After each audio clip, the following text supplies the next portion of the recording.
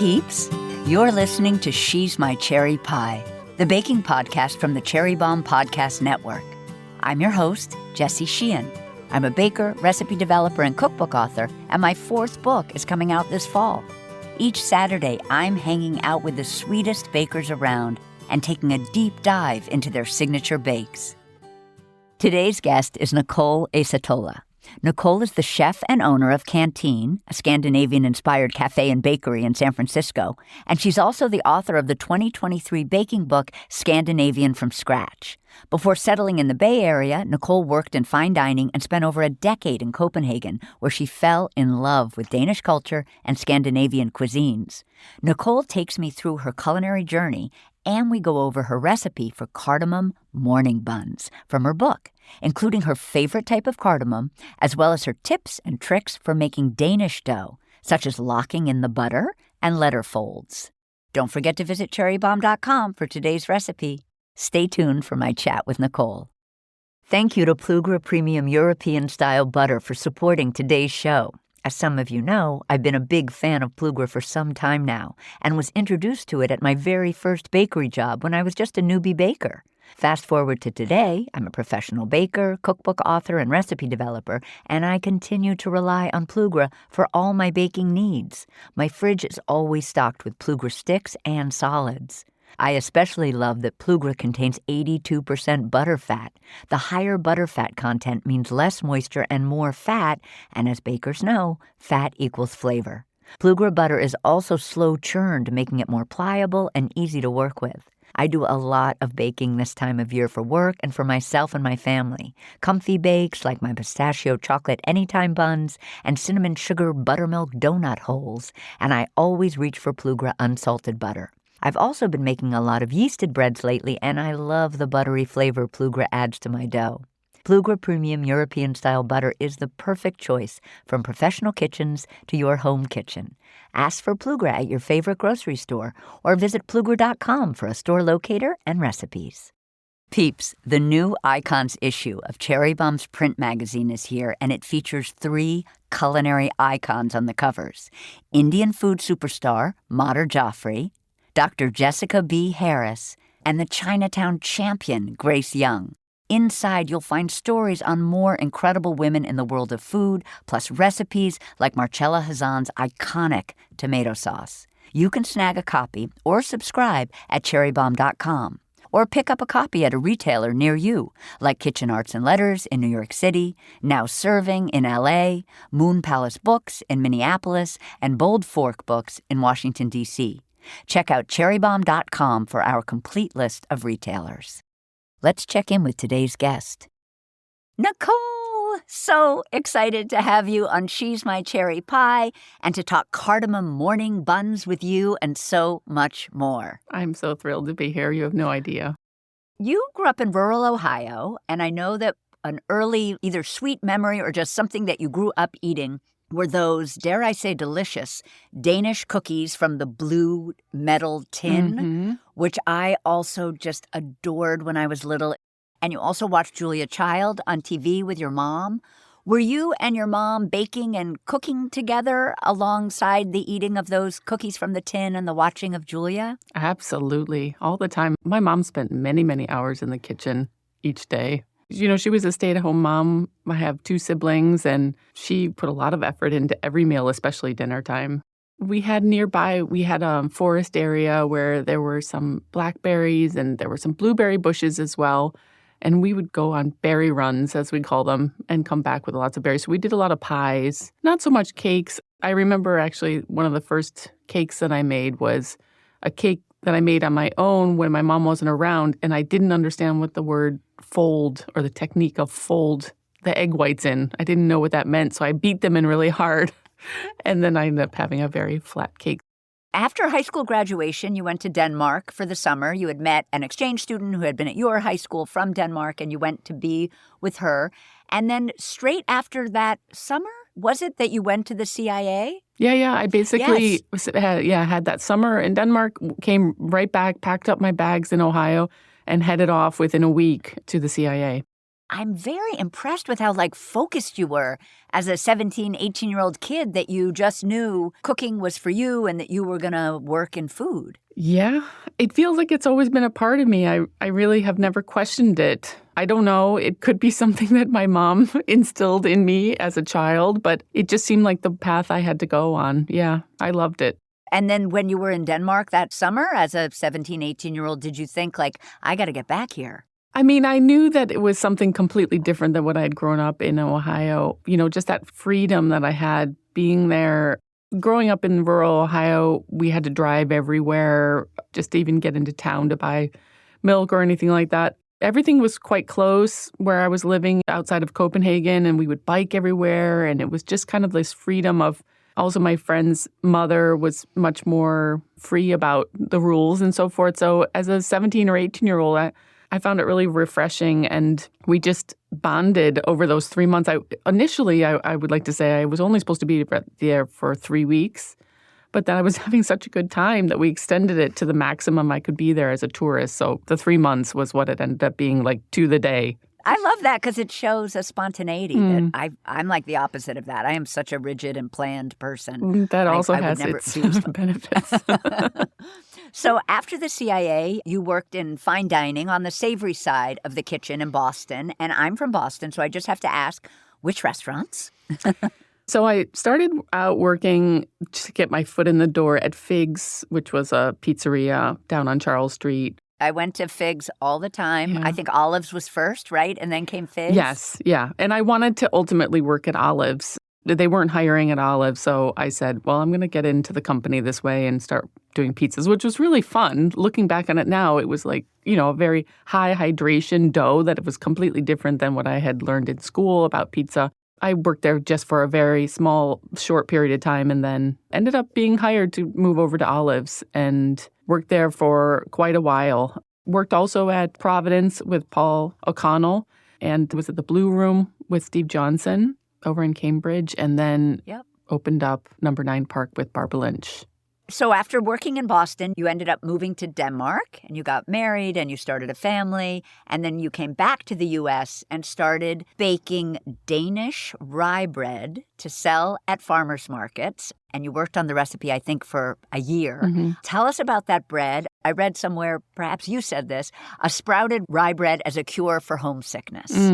Yeah, that's what it was about. At the time, I couldn't find anything that was close to what I was used to eating. And it wasn't just an occasional thing that we would eat in Denmark. We would eat each and every day for lunch. It might sound a little monotonous, but it's so versatile because it can go both savory and sweet. You can put honey and butter on it. You can put a fried egg on it. You can toast it. You can not. And so I just really wanted to find something that was going to cure that homesickness. Now it was a new home.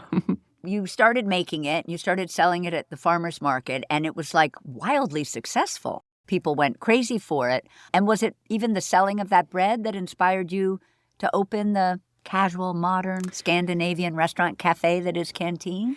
Well, when we first moved to San Francisco, the plan was that we were only supposed to be away from Copenhagen for about 6 months. And I was completely convinced when we moved that I was going to be back in Copenhagen and back in our house in 6 months. And so we didn't take many things with us. San Francisco is really a wonderful city, and it's a shame that it has such a negative narrative now in the media, but it really has so much to offer. And so 3 months into those 6 months, we realized 6 months is not long enough. And that kind of just brought on some bigger discussions in our house about, well, when do we head back? And when is long enough? If we say to our kids, we have 3 kids and they were quite young at the time. What if we tell them 1 year and then we're not ready in 1 year? So we just said, let's keep this open-ended. And how we went from that to let's open a restaurant, I have no idea. But we started talking about big dreams and life goals. And, I had taken some time away from the restaurant industry. I'd been working with food the whole while. I had taken some time away from restaurants while starting a family and everything, and just felt like that was too short. I wanted to do it on my own terms, having something daytime and not gourmet. Can you tell us about Kantine for those of us that have never been? Yeah, sure. Sometimes I call it a restaurant. Sometimes I call it a daytime cafe. Sometimes I call it a bakery. It's kind of all those things. The name Kantine comes from wanting to create something that's like a gathering place for locals, for the community to be in. That was my number one thing that I wanted to instill in a place of my own. Luckily, we have such a great local community that shows up, and we have everything, from pastries to porridges to hot smoked trout bowl. We love local fish. It's Scandinavian-inspired, but there's a little bit of a twist there with California produce and so forth. And we have fun with the concept as well, where we do some fun one-offs, where we do Danish hot dog night and stuff like that.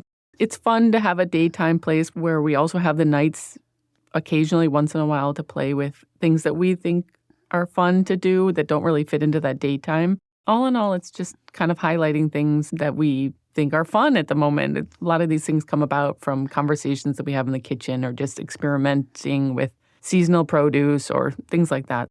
And it was, in fact, the restaurant that led you to write your first book, Scandinavian from Scratch, which came out in October of 2023.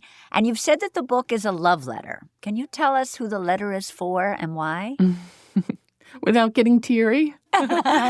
So over the course of the years, now Kantine has been open for 6 years almost. We've compiled a whole, binders full of pastry recipes and dessert pastries, bakery recipes, among the other binders that we have for the Savory Kitchen. And I feel like there's this unsatiated, desire to bring some of that culture, the food culture from Scandinavia, and of course just the items themselves to San Francisco.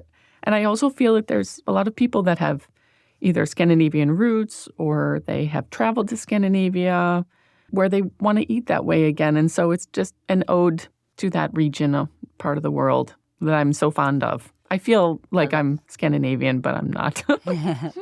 In the book, you share your recipes and tricks that you've gathered while living in Scandinavia and prove that it was possible for readers or for customers of Kantine that they could actually make the things that they love to eat by using this book.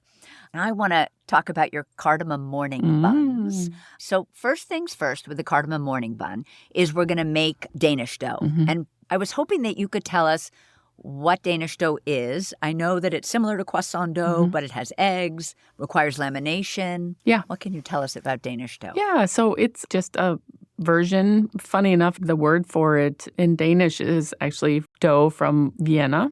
Danish dough is, in its end product, a very flaky dough, just like croissant dough or puff pastry can be. And there's some small variations between those three different doughs, but the one that reigns in Scandinavia is for sure Danish dough.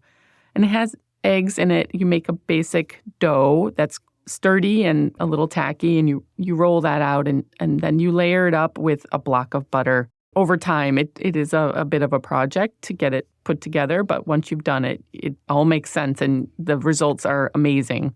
And I know you've said that you think that lamination has a bit of a bad rap, and that actually with a smidge of patience, anyone can do it. And we're going to prove that true right now.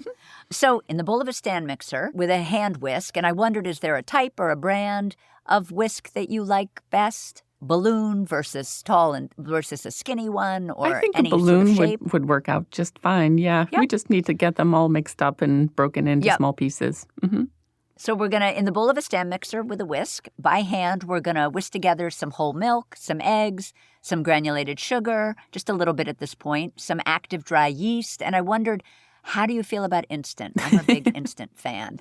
I like instant a lot. Yeah, I do. That's what we bake with. But active dry will also work. It goes into the wets directly. Yep. That's what I love about it. It's just ready to go. Me too. And then we're going to add some bread flour. And I wondered if there's a brand that you like, and also could one substitute all-purpose, or do you really like bread here? So there's a little section in the front of the book where I talk about different flours and the amount of gluten or protein that they should have in it as a guide for the recipes in the book.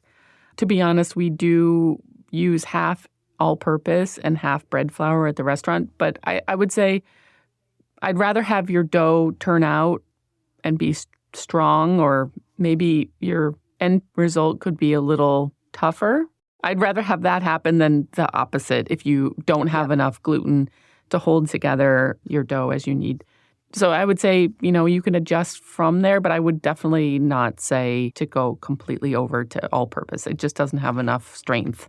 And when you say that the strength is necessary because of the book that we're going to be making, when we fill our dough with that butter block, it needs to be strong because of that? Yeah, it needs to hold on to all that butter and create those layers of butter and alternating butter and dough. And if there isn't that gluten or glue, basically, to hold it together, you won't have good layering. So we're going to add some bread flour and kosher salt to the bowl and mix that using the dough hook attachment. We're going to be on the lowest speed, just about 2 minutes. At this point, the dough will look kind of dry and shaggy, but it's going to come together eventually. Then you're going to increase the speed to medium and continue mixing for about 4 minutes until a firm dough forms. We're going to turn it onto our work surface. And I wondered, are we flouring our work surface at this point? The dough will be quite stiff and maybe just slightly tacky. It's not going to stick to your table. I don't think it's not necessary to flour it. You do want to have some friction against the tabletop so that you can get it into a nice smooth ball. Yep. And so we're going to knead it a little bit to bring it together into a smooth ball. And then we're going to cover the surface of the ball. Actually, I read this recently, but this idea that sometimes over-flouring is not a great idea when you're working with yeasted dough because you're trying to get sort of that ball-bearing experience underneath the dough to kind of help mold it into the ball. I like the ball-bearing, I know. I learned that from Claire Saffitz. Oh, that's Isn't smart. that a great way of thinking about it? Yeah. Yes. Yeah. Well, maybe it's because of pie dough, but everyone thinks, oh my God, I need to flour my work surface. But you actually, sometimes you're better off. No, and I think especially for this dough later on, as we move in the steps, when we go to roll out and where we need to get butter and then we need to put parts together, it's best that you just use as little flour as possible because you have to think you have this slightly tacky dough, and if you put flour on it, those parts aren't going to stick together as they should. And we don't want to start moistening with water or anything like that. So just, minimal flour. So now we're going to cover the surface of our ball with plastic wrap or a kitchen towel. I wondered if you had a preference? I mean, at the restaurant, we do so many of them that it's easiest for us to do the film. But I would say at home, absolutely, I go for the towel. And then we're going to let it rest on the counter for about an hour or in the refrigerator for a maximum of 4. After the dough rests, we're going to remove some butter from the refrigerator and let it come to room temperature while we roll out the dough. So I thought this was interesting. We don't want to just let that butter sit. Often when you're making a recipe and you need softened butter, you would take it out. I mean, I've been known to take it out the night before, but you're at the very least taking it out when you begin the recipe. But here, because the temperature of that butter block is going to be so important, you don't want us to take it out till now. So it's just softened a bit before we actually start using it. Is that correct? Yeah, I mean, I think it's easier to work from cold butter to getting it to be pliable and flexible like it needs to be before you put it into the dough. I think it's easier to work that way as opposed to trying to take something that's too soft. It can be too soft or too warm. And then you're going back and forth. You might get it too cold and then you're back. And then it's just, I think it's easier. A lot of times, process-wise, you can take the butter and you'll work it even more as if you were creaming something in a bowl. The more you work it, the more there's friction, the easier it is to work with afterwards. So now we're going to roll out the dough. We're going to lightly dust a standard baking sheet. And I wondered if there's a brand or a type. I'm assuming you like one with a lip around the edges. Is that what we're... Yeah, I just recently received some from Williams-Sonoma, these gold... The gold touch. Oh my gosh, they're incredible. It's just heavy and sturdy and The 9x13s are great. The 8x8s are great. I love those sharp corners absolutely. that you get on the baking pans. I agree. Yeah, I love them too. And they're nonstick until I probably scratch them, which I always do. But until I scratch them, they're nonstick. Right. So we've lightly floured our baking sheet and now our work surface, yes? And is it a teeny bit of the bread flour? Or it doesn't really matter. It's just flour? So it doesn't stick. Okay. So now we're going to roll, and I wondered if there's a type of rolling pin that you love, a brand of rolling pin that you love. A lot of times when I'm doing the big rollout to get it before I transfer it onto the tray, I like to use a straight, handled one. But once I transfer it onto the tray, if I see that it isn't quite coming into the corners as I wanted to, I usually switch over to we have a short one that's probably about 6 inches long or so. That kind of helps where you can roll on a diagonal to kind of get the dough to scoot out into the corners because you do want it to have that rectangular shape. So we're rolling the dough into like a 10 by 15 inch rectangle. Does that mean that our cookie sheet or our baking sheet should be like a jelly roll pan size so that we can use the size of the pan to help us figure out how big the dough needs to be? Yeah, that would work out fine. Or alternatively, I guess you would have a ruler, which we're going to need anyway for this recipe. And I wondered, I think I've read that people love to use like metal rulers in the kitchen because they're easy to clean as opposed to those with like cork on the back or anything like that. Yeah, the metal is the way we go. Yes, for sure. Yeah. Though we have had some long ones where you have to make sure that the numbers are engraved into it because we had one at one point where the numbers, every time it got washed, the numbers kind of disappeared. And it was like, we can't use this for anything. I've had that with candy thermometers where I'm like, I can't define softball because it doesn't exist anymore. So we're gently tugging at the corners when making the shape, placing it on the prepared baking sheet and putting it in the refrigerator. Now we're going to prepare the butter. At this point, what's our ideal temperature? Is it like, do we press and should the imprint of our finger should kind of stay? For the butter? Should still feel kind of cold? Yeah, you don't want it to get sticky on your finger at all. You want it to be like clay. So you push down and it depresses, but there's no real resistance. It's just kind of firm to the touch. I think I read that you describe it as clay or Play-Doh for those of us that more have towards children. clay than Play-Doh. More towards clay than Play-Doh. Well, of course, it depends if the kids have left the lid off the container or not. So we're going to place a piece of parchment paper on our work surface. This is interesting. If the butter is in stick form, then we're going to cut it into like 20 tablespoon size portions and position them in a rectangular grid on the parchment, 5 pieces by 4 pieces, all touching. But if it's from a block, then you're just going to roughly cut uniform thick slices to create basically a 6 by 7 inch slab of butter. Does this mean you would recommend a stick? Is that just slightly easier for people? I think this book is written for the home baker, so if you have sticks, then go with that. That's okay. We were just trying to make it easy for people to conceptualize what am I doing here. I thought it was kind of cute that we could make a grid out of it. But basically what you're going to do is the most important thing is that you have the right amount of butter and then you have the right dimensions and a uniform thickness, regardless of how you get there from point A to point B. That's what you're looking for. So we're going to cover the butter with a second sheet of parchment, and we're going to roll over it gently with our rolling pin. Then we're going to remove the top piece of parchment, and I loved this. We're going to take a bench scraper or an offset spatula, and I wondered, is there a particular brand or type of either that you like? Oh, Williams-Sonoma, I have to call out.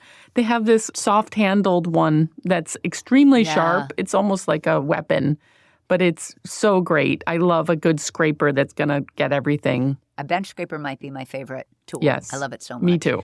So with a bench scraper or an offset spatula, we're kind of going to very gently or very lightly scrape the butter block so that it has this kind of smooth, uniform thickness. And now it should measure approximately like 6 by 9 inches. Of course, by you rolling it out and you're figuring out your temperature of your butter and everything, you may have that it gets a little thinner and then you kind of have to backtrack and get it back to that size again. You can use your bench scraper to cut off the edges, get it back to that size again, and then just spread the excess on top of that layer again. Just try and get it as uniform as in thickness as possible. Now we're going to place the butter in the refrigerator for 10 minutes to firm up. After that 10 minutes, when you press your fingertip on top of the butter, it should take a little bit of effort to make a depression. And this is where the clay or the Play-Doh texture comes in. This I thought was very helpful. You want the butter to basically be the same softness and probably temperature-ish as the refrigerated dough. Soft but not melty, cold but not icy, and still very workable. Yeah. A lot of people have asked like, well, so what does the temperature need to be? Or, it's really is just a feeling thing. And that's, I think, by trying the recipe multiple times, you'll be able to see that as well. You'll be able to gauge that a little bit better. Now, I love this, but now we're going to lock in the butter. So we're going to lightly dust our work surface with flour. We're going to position our 10 by 15 inch piece of dough rectangle so that the long end is closest to us or parallel to the edge of our work surface. And we're going to place the butter rectangle in the middle of the dough so that the short end of the butter is parallel to the edge of our work surface or the long side of the dough. So it's almost like one rectangle is going in one direction and then the butter is almost perpendicular. Exactly. Love, love, love, love. So now the long ends of the butter rectangle should come close to meeting the short ends of the dough rectangle. And I wrote like a... I just think it just reminds me of when we were actually writing these. Oh, it was just like at the short end and long end. What are we saying? Oh, peeps, listen, I promise it's easy, even though it's going to sound confusing. So now there should be about 3 inches of bare dough on either side of our kind of perpendicular rectangle of butter. And we're going to fold these 3-inch flaps of dough snugly over the butter, enclosing it, pinching our center seam at the top and the bottom so that the butter is completely sealed inside the dough. And we have a packet which is about 7 by 9 inches. And we have essentially at this point locked in the butter. So exciting. And I'm so proud of us. This is just like, and then from the rest, the next steps are just about rolling it out and so forth. So this is very important. As long as you have those textures of the butter and the dough in, you're golden now at this point. Yeah. And as long as you understand horizontal or lengthwise rectangle of dough and more like a perpendicular rectangle that's standing up on one of its short ends on top. I found that once I could visualize that, it all made sense to me. Yes. Now we're going to begin our letter folds, which is just a traditional, I mean, I do them when I make pie dough. I sometimes do them when I make biscuit dough or scone dough. I just actually heard that. Claire Savitz was talking to you about doing the, and I had never tried that. Exactly. I was so inspired by that. So we're going to gently roll our dough packet out lengthwise until the long side, basically until it's about 9 inches by 18 inches. So at this point, we're trying to make it longer, but not necessarily wider. Is that correct? Right, yeah. Whenever I start that process of rolling out the first time, I'm like, is it really going to be able to get that far? You know, but just go slow and low and just, you know, a little bit at a time and it will get there, but just don't be rough with it. When rolling, as you say, don't push too hard or you risk tearing the dough or squeezing out the butter. And you say to try to roll in strokes rather than by exerting pressure. I think I know what that means, but can you unpack for us what a stroke of the rolling pin would look like? Yeah, a stroke is covering the whole surface, so you're not putting too much pressure on any one particular part of the dough packet. And so whether it be from starting from the middle and working outward and then starting from the middle and going downward, that's one way of going about it. Or you can take the whole surface in one fell swoop and just kind of alternate which direction you're going in. You want to do it nice and even. It's all about creating those nice layers. Now, once the dough measures about 9.5 by 18 inches, we're going to fold it into thirds, as you would a letter. The top third folds down over the middle, and then the bottom third folds up over the middle and the top. Cover the dough in plastic wrap, put back on our baking tray, and we're just going to let it chill for about 30 minutes. This is for peeps who get scared about wasting plastic. I loved this note. You can continue to use that same piece of plastic wrap throughout this entire recipe, so you don't have to keep getting out new pieces of plastic. But after the 30 minutes, we remove the dough from the refrigerator, remove the plastic, lightly dust our work surface. Now we're positioning the dough again with the short end closest to us, parallel to our work surface, and we're rolling out vertically or lengthwise again. Another letter fold, cover with plastic, return to baking sheet, and we do this one more time. So it's 3 letter folds total, although that second rest in the fridge is a teeny bit longer after the second fold. We're at 45 minutes. Do our final letter fold. And now, I'm so proud, we have made a laminated slab of dough called a book. Right. Which I love, because I love books and I love pastry. It kind of looks like a book, too. Yes, I can totally picture that. So we wrap our book in plastic and let it rest in the fridge for at least an hour before we begin to shape it. And while it's resting, we're going to make our cardamom filling. So in the bowl of our stand mixer with our paddle attachment, we'll beat some room temperature butter, some sugar, some salt, kosher salt. Do you always use kosher when you bake? I always use kosher. Yeah, so do I. And cardamom.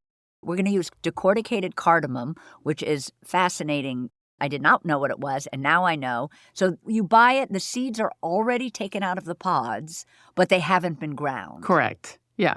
Is that what makes it decorticated? Yeah. It's as if you took a bunch of the pods, the cardamom pods, and opened them up yourself. That would be pretty tedious work. But inside those pods, there are these little black seeds. I think that's brilliant. I don't think I knew that you could buy cardamom that way. Yeah. I think I thought it was pod or already ground. I'm seeing it so many places. I think I saw it in Whole Foods the other day, like in a little spice jar where I thought, wow, way to go. It's really getting out there now. Yeah. Oh, that's amazing. And then when you grind them, at home? Would we do it in like a coffee grinder, let's say? You could. It might flavor your coffee or a mortar grinder. and pestle. Mortar, yeah. I do it that way. Yeah. At the restaurant, we do it in a spice grinder, but we're also working with different quantities there. And you say it's a worthy splurge. I had a note about where would I find it, but it sounds like you could find it at Whole Foods. Yeah, you can find it at Whole Foods. You can also buy it online. That's where we buy our spice, our cardamom there. But it's not cheap. But a little goes a long way, much longer than what you would get if you bought it pre-ground. Is there a brand online that you love for the cardamom? Penzeys has. Love their stuff. Burlap and Barrel is also amazing. I also love theirs. So again, in our stand mixer, we've got our butter, our sugar, our salt, our cardamom. We're going to beat on medium for 1 to 2 minutes, just until it's well incorporated and smooth and creamy. But we don't actually want to incorporate air. We just want almost like a flavored butter, like a compound butter, but it's cardamom. Exactly. That's soft and spreadable. And then we can just leave this aside on the counter. We don't have to do anything special with it. So now we're going to prep our pan and assemble our buns. We're going to generously butter a 12-cup muffin tin. And are we talking standard size, or could you make this in a jumbo tin? Yeah, so for the home baker, I figured that was what most people had, was just a standard size, but you could definitely do some larger ones if you had an oversized. Yeah. I love those because sadly, jumbo is my favorite. I want everything to be jumbo. I know I should like delicate little bites of things, but instead I'm always like, can I have the biggest cookie? Can I have the biggest muffin? We're going to generously butter our 12-cup muffin tin, and you love the tin for this reason, and maybe it's also just traditional, but the tin will keep kind of the shape of these buns really neat and tidy, which I love. Yeah. Is there a brand of tin that you love, or are you kind of using a restaurant supply one? We usually use Nordic Wares. They have great stuff too. Great. And I love this note. We're going to apply the butter onto the surface of the tin as well as in the cups, just so if the buns, as they proof and then as they bake, they won't stick to the top of the tin. We're going to lightly dust our work surface with flour. We're going to place our book on our work surface with the short end closest to us, parallel to the edge of the work surface. And now we're going to roll the dough out. Again, it's vertically. It's like an up and down motion. Because again, we don't want it much wider than it is, but we want it longer than it is. Is that correct? I want to say in between using your rolling pin, you can also kind of tug a little bit gently, of course. Tug it to kind of, if you can see that it isn't quite, corners aren't being developed or something, just gently try and push it in the right direction. Manipulate Pull it in the right direction. Yeah. Our goal is this 13 by 18-inch rectangle. Then we're going to spread our cardamom filling using an offset spatula evenly across the entire surface of the dough from one end to the other. I feel like for some reason I have always made filled buns. I've always had a border around my dough. I had no idea why I was always having a border. And now every recipe that I'm talking to people about on the podcast or just in life, I'm like, why was I not putting the filling on every little speck of that dough? Right. So I'm just here to say rah-rah to no borders. So we spread the cardamom filling all over the dough, and then we roll the dough up widthwise, like a jelly roll, as tightly as possible, trying to keep the whole length of the dough at about 13 inches. And I feel like the length, well, it's important anytime, but particularly with these muffin tins, you want the same amount of dough or the same sized bun in every tin. Then we're going to use our chef's knife. Is there a particular brand or knife that you would shout out, or just any sharp chef's knife? To be honest, those bench scrapers from Williams Sonoma are so sharp. I would probably, if I had that at home in the drawer, I'd probably use that. But otherwise, any chef's knife will do. And we're going to make 12 shallow cuts at 1-inch intervals. The rolls need to fit inside the muffin tin because they expand while they proof, so should be about 1 inch wide. And then using those marks, we're going to cut the roll into slices. I just kind of plan it out before you commit. I was just going to ask you why. Yeah. So it's that just allows you to maybe move a line around if you realize, that's really smart. I'm the person who doesn't do that. And then at the end, I have either one baby cinnamon roll or one humongous There's your big one. And I'm like, oops. Yeah. Exactly. That's for me. That's my jumbo. Now we're going to cut along the marks that we just made and place each piece into the buttered cup of the tin with one of the cut sides down. We're going to proof the buns. We'll cover the muffin tin with a kitchen towel, set in a warm, draft-free area until noticeably puffier. Still a little dry looking, but the impression of a fingerprint is slow to fill in after you press, 1 to 2 hours. You have a speedier method that you write about in your book, for oven-proofing dough. Can you share the speedier method? Because sometimes some of us, I won't mention any names except it's me, are so impatient that we hate the idea of waiting for 2 hours. Can you tell us about It's a long oven-proofing? time when you've got this beautiful project going on in the kitchen. Yes, if your house is a little chilly or drafty, it can also be that it takes longer than 2 hours. One way that we actually were proofing our pastries, to be honest, probably for about the first 4 years at Kantine, was we would boil a pot of water. Let's say for at home, it would probably be a 2 to 3 quart saucepan, and you fill it maybe a quarter of the way, just a few inches on the bottom of the pot. Put some water in there, boil the water, and then you put that in the back corner of your oven. And then you can put your pastries in there on their sheet trays lined with baking paper. But in this case, they're in their tins. I always like to have a tray underneath just in case something oozes out. It's not going to be in the bottom of your oven.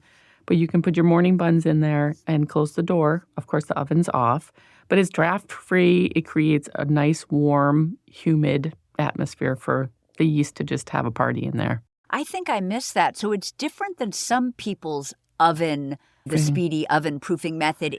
Often when I've done it, I've turned my oven on, then I've turned my oven off, and then I've put the, just the warmth of the slightly preheated oven. But here, it's basically you're using the oven as just a closed draft-free box, and it's the steam of the water. Yeah, and the residual heat from the pan itself. Oh, that's great. Yeah, that's great. I haven't had a lot of luck using those proofing programs either on ovens, and I know, but if you have that might be a way to go as well. And just so I understand, I think you said that if you have your pot of water in your oven, you don't want to actually put your baking sheet on top of that. You kind of want to move it to the other side of the oven just so it doesn't get too warm from that sort of simmering or hot water. Yeah, it'll be a little too much for a nice laminated dough like this. It can also go over and be too warm so that the butter actually starts melting out, and you don't want that to happen. So if you see any kind of leakage, you need to pull out. But if it's getting nice and fluffy and shiny, you're on the right path. Now we're going to bake the bun. While they're proofing, we'll heat the oven to 375. We'll place the muffin tin on a baking sheet, just as you said, because butter can ooze over the sides of the pan when they bake. And then we're going to bake for 25 to 30 minutes until the pastry looks a dark golden brown. Now, there's no egg wash because we're going to be covering them in the cardamom sugar, so we don't need that sort of extra color and shine that egg wash brings. That's right. If I may just mention, it's completely fine if you fully proof your pastries, your morning buns in the oven, and then you take them out so that you can turn on your oven to preheat it. Yes. So it's not like a souffle that you pull them out of the oven and then you've lost that opportunity. It's okay that it can be at room temperature while you preheat your oven if you only have one oven. Yep. Perfect. Yeah, no egg wash. It's not necessary. We're going to have the pretty sugar on the outside. Do you ever use a probe thermometer to see when the bun, or it's just a visual? Yeah, it's a visual. Yeah, they'll have a nice uniform golden color. I think the last part to be nice and golden is the center. So as long as they aren't pale on the top in the center, you're good to go. So now we're going to make our cardamom sugar. We're going to combine granulated sugar and our decorticated cardamom that we have now ground in a small bowl. And we kind of whisk that together maybe with a fork or a little whisk. Stir is fine. Yep. And then we're going to let the buns cool for 2 to 3 minutes. And then we're going to tip the muffin tin onto one side and use our offset to gently pry each bun loose, but we don't want them to uncoil. And we're going to roll the surface of the morning bun top down in the sugar, giving it a good toss so that the cardamom and sugar sticks. So does that mean we're only coating the top of the bun? No, or are we coating? That's a good question. Yeah, I usually put them face down or top down into the sugar, and then kind of throw sugar around it so that I'm not also handling it too much. Especially if they're warm, I don't want them to start falling apart. And do you do kind of one bun at a time? I usually unmold them all and put them onto the tray just to get them out of the muffin tin, and then toss them one at a time. And it sounds like, I'm imagining something jumbo because that's my fantasy. They're small-ish enough that you can use sort of a small or medium-sized bowl with your sugar. You don't need anything huge. Like a medium bowl would probably work well. Okay. Yeah. I loved this in terms of reheating, in case you had any left over, that the added bonus to the extra effort of making a Danish dough is that pastries made from laminated dough tend to reheat really well compared to those made from a simpler brioche dough. And that one can do so by reheating them for 5 to 10 minutes in a I loved that because it was like, if people are overwhelmed, you can just say, well, here's the thing. When you finish doing this, anything you make can be just as delicious the next day. Yeah. What I love about this recipe also is that there are different points where you can stop production, and then you can actually pick it up again. So if it seems too overwhelming or you don't have time enough to do it all at once, I would say the book from start to finish should be in the same day. But once you have the finished book that's had the final fold, you can put that in the freezer for a few days, no problem, and let it thaw and then continue on with the recipe. Or once you've shaped the morning buns and they've been cut, before putting them into the muffin tin, you could just put them on a tray and cover it with plastic wrap and then freeze them so that they also just need to thaw and then be put directly into the muffin tin. Or you could finish baking them, and before you toss them with sugar, just cover them or put them in an airtight container, and then you can reheat them and then toss them in sugar right before. So there's lots of different ways of making this, taking it in increments. It's nice to have all those choices. Well, thank you so much for chatting with me today, Nichole. And I just want to say that you are my cherry pie. Oh, thank you so much. It's been such fun. That's it for today's show. Thank you to Plugra Premium European Style Butter for supporting today's show. Don't forget to subscribe to She's My Cherry Pie on Apple Podcasts or Spotify, and tell your pals about us. She's My Cherry Pie is a production of the Cherry Bomb Podcast Network and is recorded at City Vox Studio in Manhattan. Our producers are Carrie Diamond, Catherine Baker, and Elizabeth Vogt. Our associate producer is Jenna Sadu, and our content operations manager is London Crenshaw. Thank you so much for listening to She's My Cherry Pie, and happy baking.